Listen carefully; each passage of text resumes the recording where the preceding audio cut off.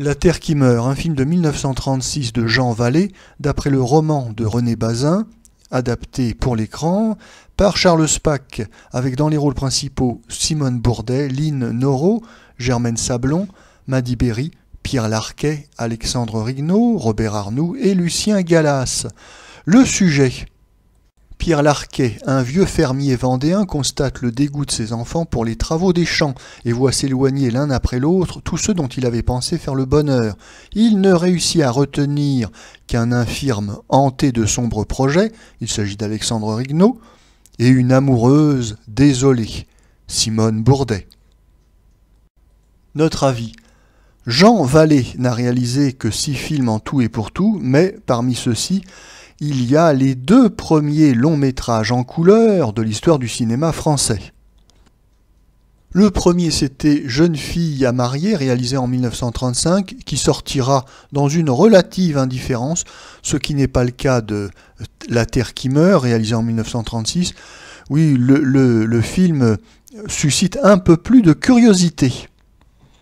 Il est difficile aujourd'hui de juger de la qualité du film couleur de l'époque, car avec le temps, les couleurs ont viré au noir, et donc c'est un film, malgré sa restauration en 1992, qui est assez sombre.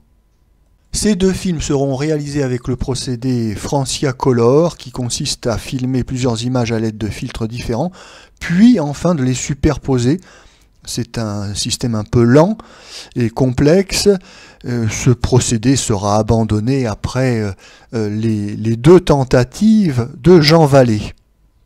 Après-guerre, il y aura également le procédé français Ruxocolor, mais en matière de films en couleur, bien sûr, les références sont le Technicolor, utilisé avant-guerre, et puis surtout Agfacolor, dont François Vineuil disait le plus grand bien dans sa critique du film Les aventures du baron de Munchausen, publié le 18 février 1944, dans Je suis partout.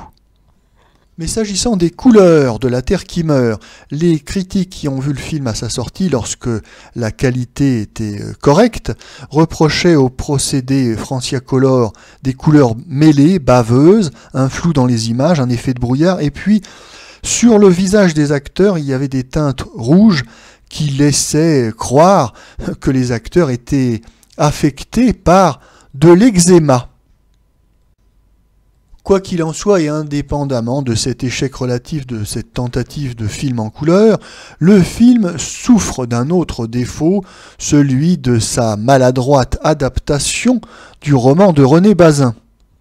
Comme l'a écrit maintes fois François Vineuil, lorsqu'un réalisateur adapte un roman ou une pièce de théâtre, il doit être certes fidèle à l'esprit de l'œuvre originale, mais il doit surtout la transformer et en faire une œuvre nouvelle, une œuvre originale qui lui sera personnelle.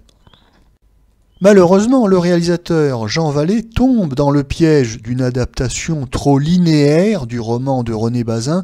Oui, alors il ne fait pas réellement un film, il fait une série d'illustrations d'un texte écrit. Par ailleurs, le découpage et le montage manquent de rythme, ce qui fait que le film souffre de longueur et de lenteur dans sa narration. Quant aux dialogues de Spack, ils sont totalement hors sujet. Les dialogues sont trop littéraires et absolument pas réalistes dans la bouche de paysans vendéens. Autre défaut, il y a trop peu de scènes tournées en extérieur, alors même que le sujet du film, c'est la campagne vendéenne.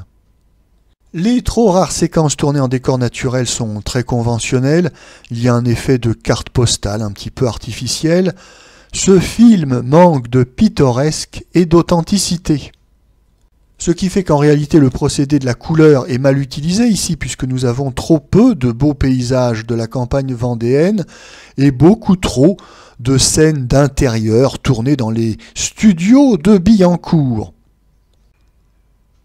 Enfin, s'agissant des acteurs, ils font ce qu'ils peuvent avec des lignes de dialogue beaucoup trop littéraires pour les personnages de paysans qu'ils interprètent, mais on appréciera malgré tout les performances de Pierre Larquet, Alexandre Rignaud et Germaine Sablon.